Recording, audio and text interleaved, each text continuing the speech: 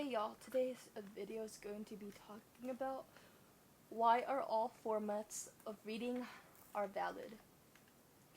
In recent years, reading goals have been becoming a huge part of online book cultures.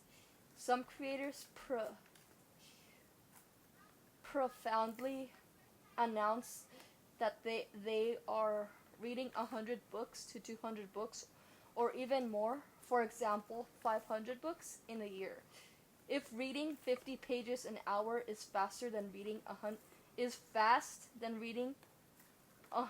pages an hour is even more faster. Reading books can take sometimes between 1 to 3 days or up to more. It just depends how fast reading is getting done. Often using a mix of ebooks and audiobooks, however, this accomplishment has sparked a surprising backlash. Some people insist that listening to audiobooks or reading ebooks doesn't count as real reading, or they question how someone could consume so many books in a limited amount of time. Average book length is between 300 to 350 pages long. Some bigger books can take longer because they are between 500 to 800 pages long. What people are arguing, critics often claim that listening to audiobooks isn't the same as reading physical text, or that counting hundreds of books in a year is somehow suspicious or an exaggeration. This viewpoint sometimes comes from a narrow definition of reading, as if reading only happens when your eyes scan printed words. Some critics go further and imply that people are cheating if they count audiobooks or ebooks towards their total, or that high rating numbers must mean shortcuts were taken. These debates reflect the deeper misunderstandings about how we observe, enjoy, and engage with stories and ideas. Reading audiobooks counts with reading because visually impaired people need audiobooks for reading. People with chronic pain use audiobooks for reading. People with dyslexia and ADHD use audiobooks to stay focused. So audiobooks count as reading. Reading is just not about looking at the words on the page.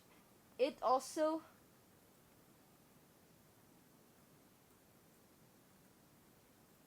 marks and counts engaging and with thinking about ideas, or many people audiobooks and ebooks provide exactly that.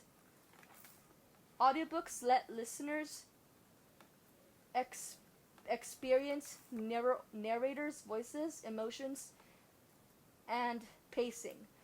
They can be exponentially accessible for people with visually impairments, dyslexia, or busy schedules that make traditional reading harder.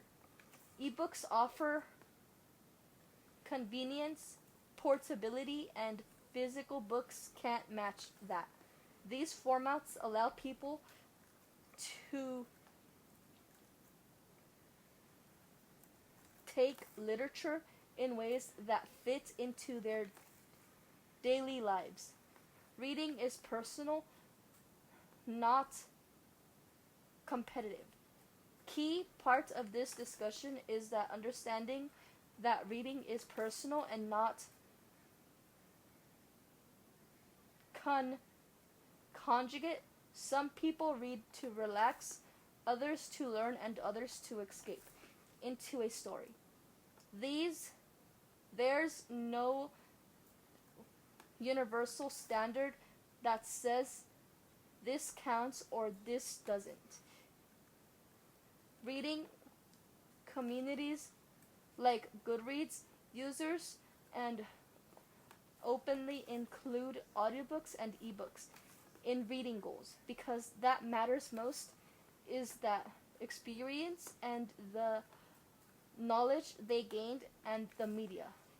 When someone says they read 120 books in a year, they're doing a journey of engagement with ideas, not trying to impress others with challenges.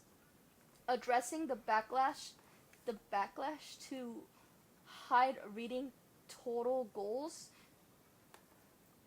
often says more about the consumers than the readers themselves.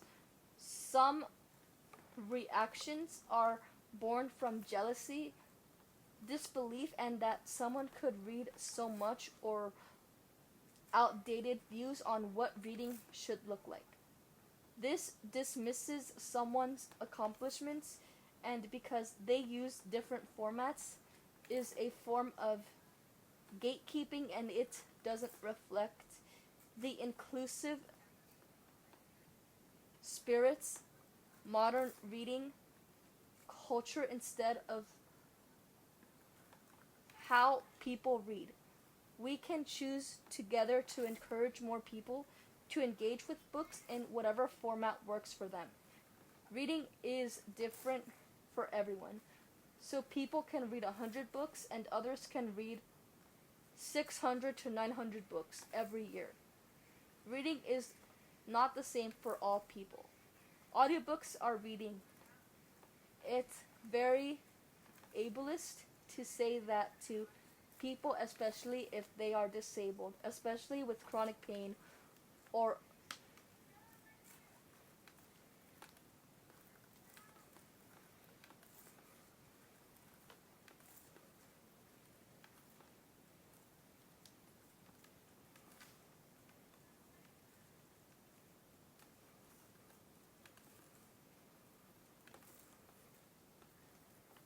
and others' disabilities.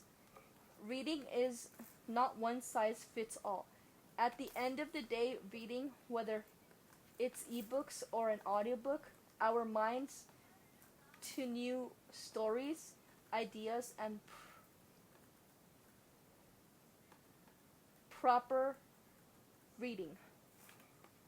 High reading totals shouldn't be shamed or dismissed. They should be celebrated as evidence that people are connecting with the books. The only